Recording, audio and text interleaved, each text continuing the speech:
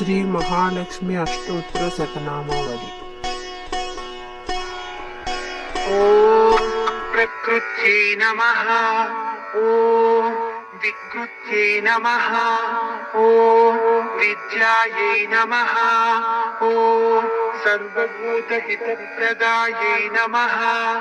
ఓం శ్రద్ధాయై నమః. ఓం విభూత్యై నమః. ఓం సురభ్యై నమః. ఓం పరమాత్మికాయై నమః. ఓం వాచై నమః. ఓం పద్మాలయాయై నమః. ఓం పద్మాయై నమః. ఓం శుచయే నమః.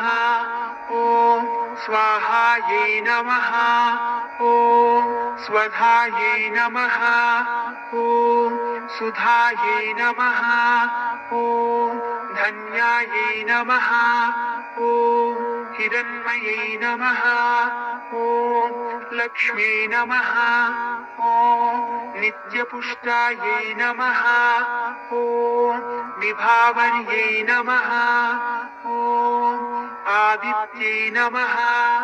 ఓం దిత్యై నమః. ఓం దీప్తాయై నమః. ఓం వసుధాయై నమః. ఓం వసుధారిణ్యై నమః. ఓం కమలాయై నమః. ఓం కంతాయై నమః. ఓం శమాయై నమః.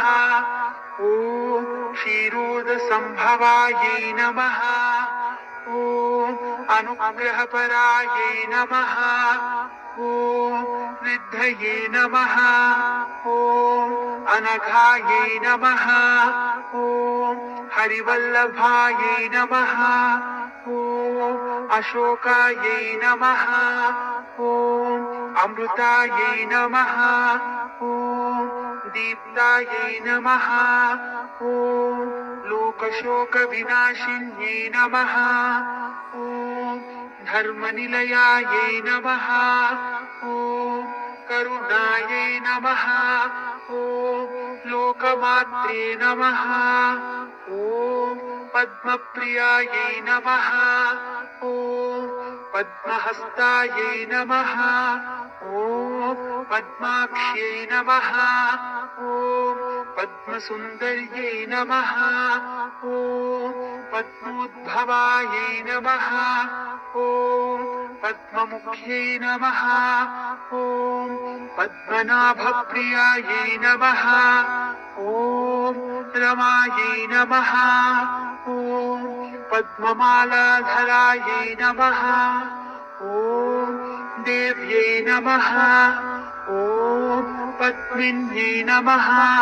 ఓం పుణ్యగంధాయై నమః. ఓం సుప్రసన్నాయై నమః.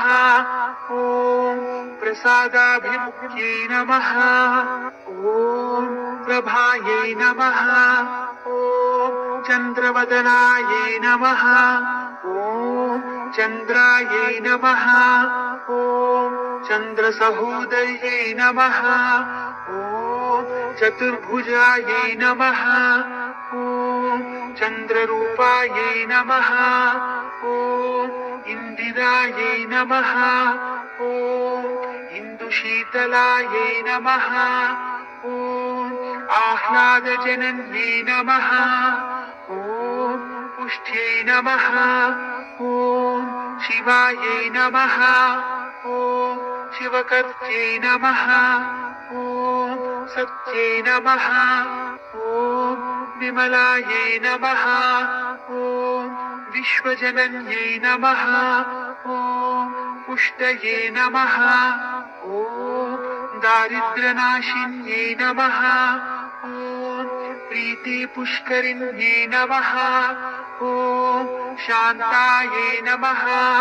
ఓం శుక్రమాల్యాంబరాయై నమః. ఓం శ్రియై నమః. ఓం భాస్కర్యై నమః. ఓం బిల్వనిలయాయై నమః. ఓం వరారోహాయై నమః. ఓం యశస్విన్యై నమః. ఓం वसुन्धरायै नमः ॐ उदाराङ्गायै नमः ॐ हरिण्यै नमः ॐ हेममालिन्यै नमः ॐ धनधान्यकर्यै नमः ॐ सिद्धये नमः ॐ स्त्रैणसौम्यायै नमः ॐ शुभप्रदायै नमः ॐ नृपविष्मगतानन्दायै नमः ॐ वरलक्ष्मी नमः ॐ वसुप्रदायै नमः ॐ शुभायै नमः ॐ हिरण्यप्राकारायै नमः ॐ समुद्रतनयायै नमः ॐ जयायै नमः ॐ मङ्गलदेव्यै नमः ॐ विष्णुवक्षस्थल नमः ॐ स्थितायै नमः ॐ विष्णुपत्यै नमः ॐ प्रसन्नाक्ष्यै नमः ॐ नारायणसमाश्रितायै नमः ॐ दारिद्र्यध्वंसिन्यै नमः ॐ देव्यै नमः ॐ सर्वोपद्रववारिण्यै नमः ॐ नवदुर्गायै नमः ॐ महाकाल्यै नमः ॐ ब्रह्मविष्णुशिवात्मिकायै नमः ॐ त्रिकालज्ञानसम्पन्नायै नमः ॐ भुवनेश्वर्यै नमः इति श्रीलक्ष्म्यष्टोत्तरशतनामावली समाप्तम्।